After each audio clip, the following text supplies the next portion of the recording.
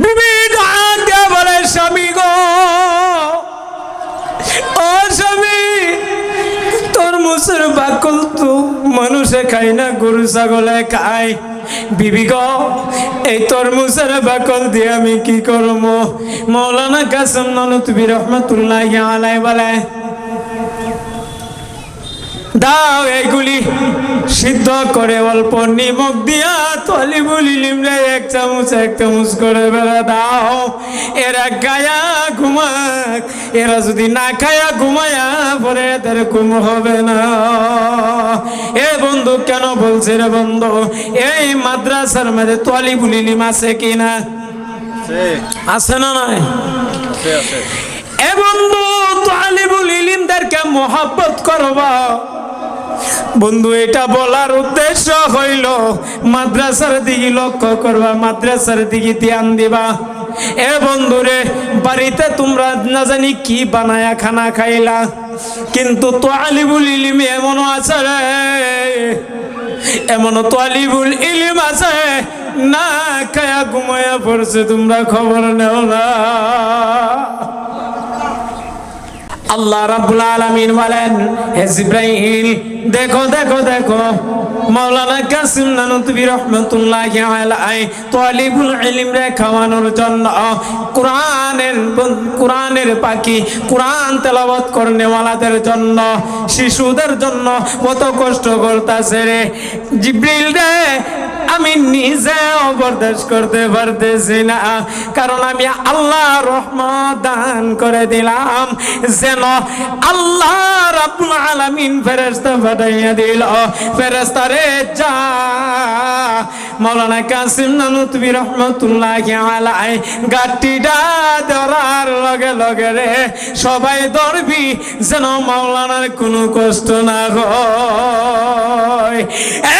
বন্ধুরে, গাটি ধরার লগে লগে এমনে এমনে করে গাটিরা মাথার উপরে, বন্ধুরে এক হাত উপর দিয়া, বন্ধুরে গাটিরা যাইতাছে। ইংরেজ কারোয়া দেখে আর কোলে আশ্চর্য ঘটনা, কেমনে গাটিরা যাইতাছে, যে গাটিরা 10-15-20 জন মানুষে ধরে নিতে পারে না, এলকা এলকা করে কেন গাটিরা যায়, কেমনে যাইতাছে বুঝতে পারলাম না। এই গাটিরা নিয়ে ট্রেনের মাঝে রেখে দিল। কিছু টাকা ইংরেজ মাওলানা কাসেম নানুতুবি রহমাতুল্লাহি আলাইহি দিয়া দিল। মাওলানা কাসেম নানুতুবি রহমাতুল্লাহি আলাইহি দেওয়ার পরে হুজুরে করলো, বাজারে আসলো রে বন্ধু। বাজারে আসা দেখা বন্ধুরে সব দোকান পাট বন্ধ হয়ে গেছে, খাবার এখন কিছুই নিতে পারবো না। এখন যদি কালী মুনালয়া করে যাই রে, মাদ্রাসায় যদি ঢুকে তালিবুল ইলমরা কিচ্ছু খায়া না খায়া যদি ঘুমায়া পড়ে, এদের ঘুম হবে না রে। ওটি হা কয়েকটা লইয়া আইসে, আয়া দেয় সব বন্ধ হয়ে গেছে, কিচ্ছু নেবার মতন নাই।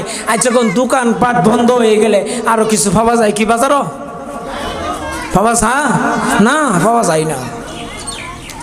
মাওলানা কাসেম নানুতুবি রহমাতুল্লাহি আলাইহি মনে মনে চিন্তা করলো, আহা এখন কি করি উপায় না পায়। আরে বাবা, তরমুজ চিনেন তো আপনারা? তরমুজ চিনুন?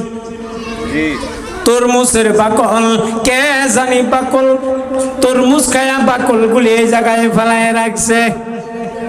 এবং একটা কথার উত্তর দিবেন, তরমুজ খায়া বাকল রাখি মানুষে খায় না, ফেলাইয়া দেয়। বাকল গুলি জানি কে ফেলায় রাখছে রে। মাওলানা কাসেম নানুতুবি রহমাতুল্লাহি আলাইহি এ বাকল গুলি মনের ভিতরে নিয়ে অগ বন্ধুরা বাড়ির দিকে রওনা করে দিল। যখন বাড়িতে আসলো বন্ধুরা, বিবি আনন্দ হয়ে গেছে, স্বামী কিছু খানা নিয়ে আসে তালিবুল ইলমরে খাওয়ানোর জন্য। তখন ব্যাগটা দেখে, ব্যাগ ভর্তি তরমুজের বাকল। এ বাবা, বলো তরমুজের বাকল গুলি মানুষে খায় না, গরু ছাগলে খায়। তরমুজের বাকল মানুষে খায়, গরু ছাগলে খায়। বিবি ডাক দিয়া বলে, স্বামী গো, ও স্বামী, তরমুজের বাকল তো মানুষে খায় না, গরু ছাগলে খায়। বিবি গো, এই তরমুজের বাকল দিয়ে আমি কি করব? মাওলানা কাসেম নানুতুবি রহমাতুল্লাহি আলাইহি বলে, দাও এইগুলি সিদ্ধ করে অল্প নিমক দিয়া তলিবুল ইলমরে এক চামচ করে বেড়া দাও, এরা গায়া ঘুমাক। এরা যদি না খায়া ঘুমায়া পরে এদের ঘুম হবে না। এ বন্ধু, কেন বলছে রে বন্ধু, এই মাদ্রাসার মধ্যে তলিবুল ইলম আছে কিনা? আছে না নাই? এ বন্ধু, তলিবুল ইলমদেরকে মহব্বত করবা।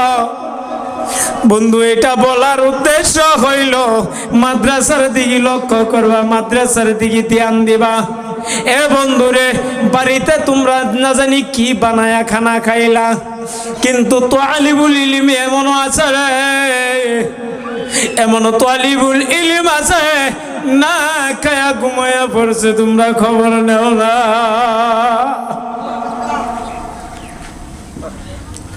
বাড়িতে মাছে মাংস গোশত গুনাহ করে খাচ্ছ, কিন্তু তালিবুল ইলম এখানে কিছু আছে, এদের খবর নিল না, এরা কি খায়া ঘুমাইছে। কারণ তালিবুল ইলমদেরকে মুহাব্বত যদি করতে পারো, আল্লাহর রাসূলকে মুহাব্বত করলা, এদেরকে দেখভাল করবা, আল্লাহর রাসূলের মুহাব্বত পাইবা। এদেরকে মুহাব্বত করলে, সম্মান করলে আল্লাহ রাব্বুল আলামিনের নবীকে সম্মান করা হয়। নবীকে যদি কেউ সম্মান দাও, তাহলে জেনে রাখবো আল্লাহ তোমার এই জান্নাতি সম্মান দেওয়াইব। সুবহানাল্লাহ। আল্লাহ রাব্বুল আলামিন বলেন, হাবিব গো, বলে দাও যদি কেউ বলে আমাকে ভালোবাসে, আল্লাহ কয় যদি কেউ আমাকে ভালোবাসে, তাহলে সর্বপ্রথম আপনি নবীর অনুসরণ যেন করো।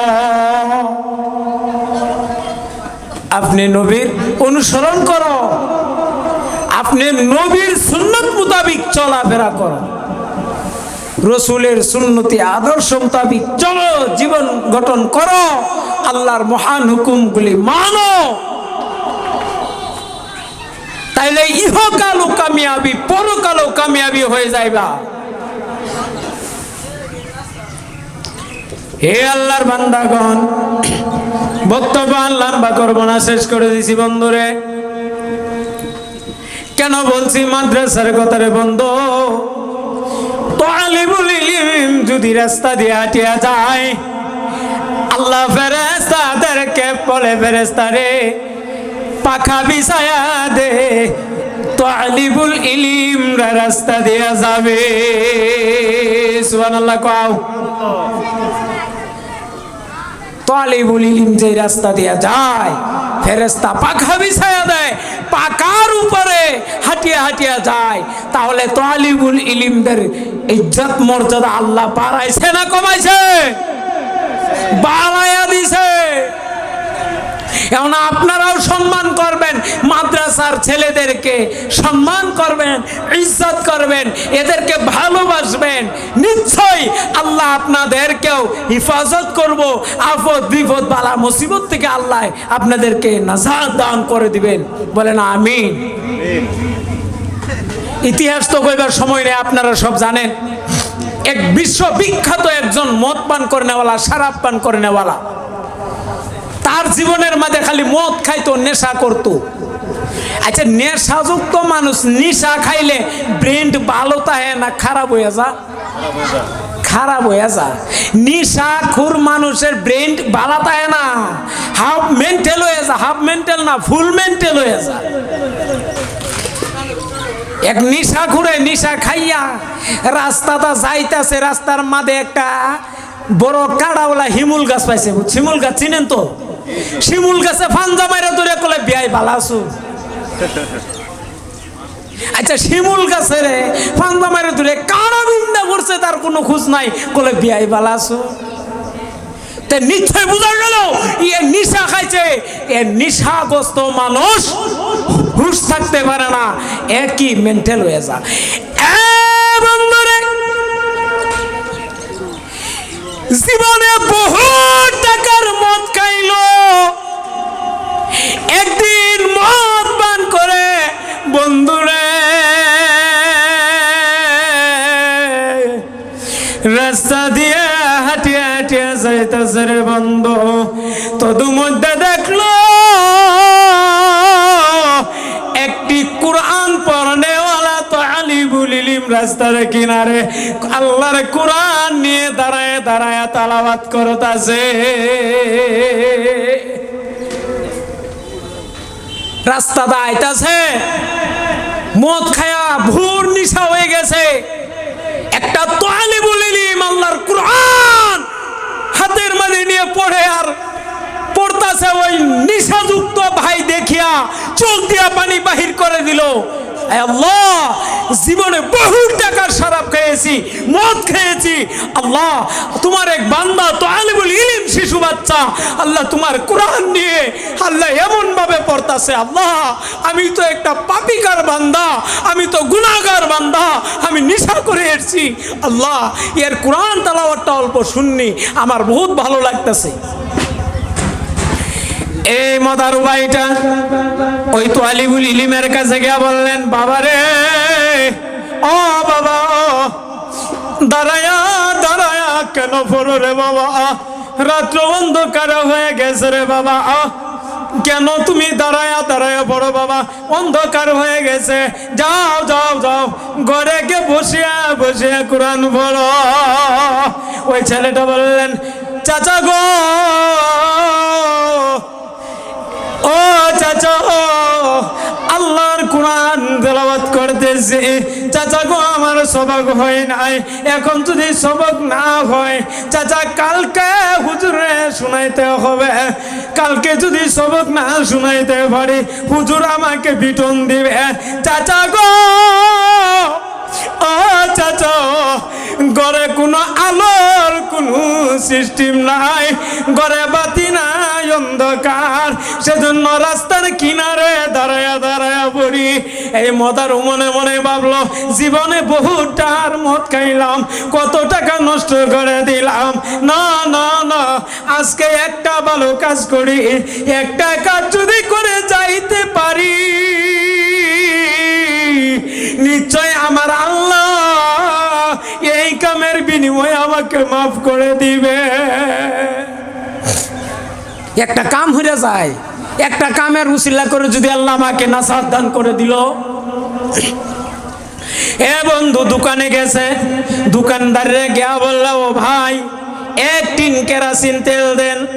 ওহন আর মানছে কয়ের হয়তো না, ওহন ডিজিটাল স্ট্যান্ডার্ড যুগ, বিজলি লাইট আছে, হ্যাঁ হরেক রকমের লাইট আছে না।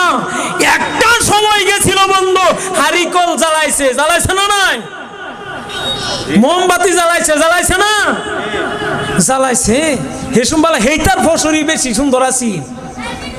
আরো হনা দেখুন চারিদিকটা লাইট, তথাপিও মানুষে চোখে বলে বের বাজে একটু লাইনটা গেলে গায়ে।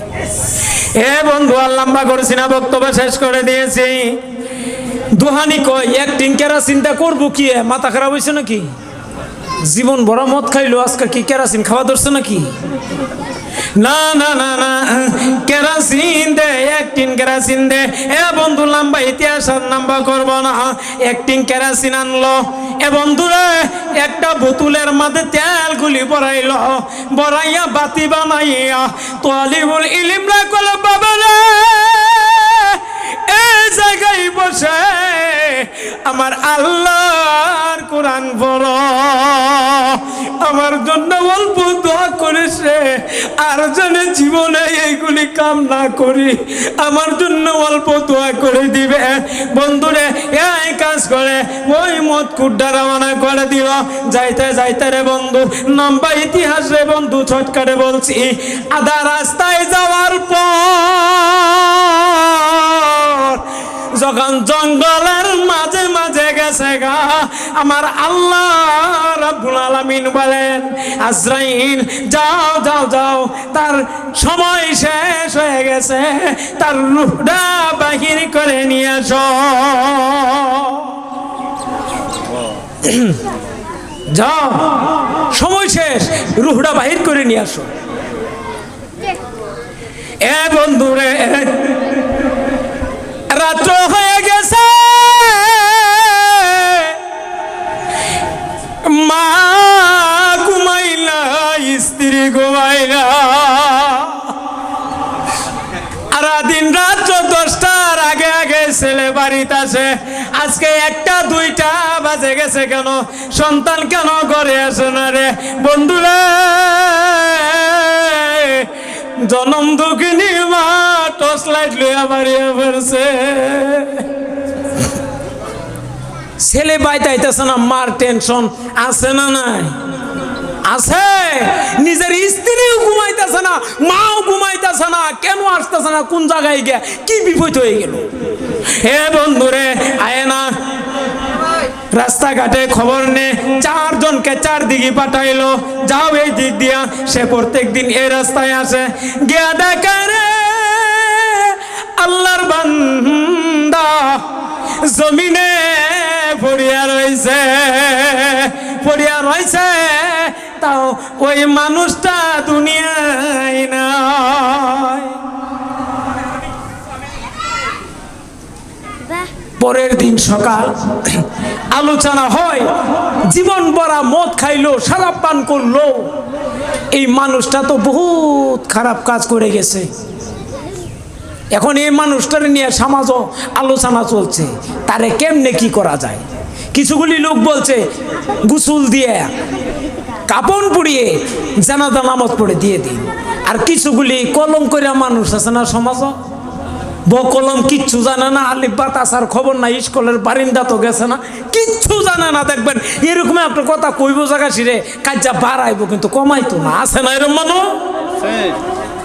তা করতে দূরে তখন যে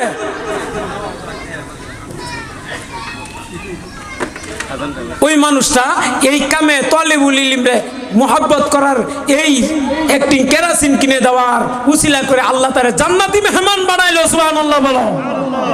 বন্ধুগণ, সময় শেষ হয়ে গেছে, এখন আজানের টাইম হইব, বক্তব্য শেষ করে দিলাম।